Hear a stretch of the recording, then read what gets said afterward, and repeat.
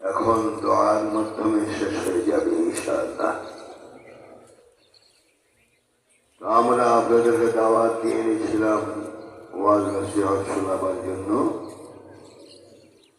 আপনারা আমাদের ডাকে সাড়া দিয়ে আপনাদের মূল্যবান কাজকর্ম ফেলে আমাদের কথা আপনারা মানবেন, এই ময়দানের হক আদায় করে কোরআন হাদিস শুনেছেন। এই জন্য আমরা কৃতজ্ঞ। আমাদের পরিবারের তরফ থেকে আপনাদের সবাইকে আমরা মোবারকবাদ জানাচ্ছি।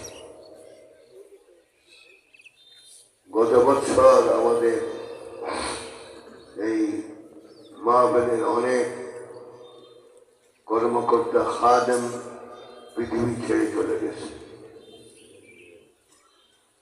আগামী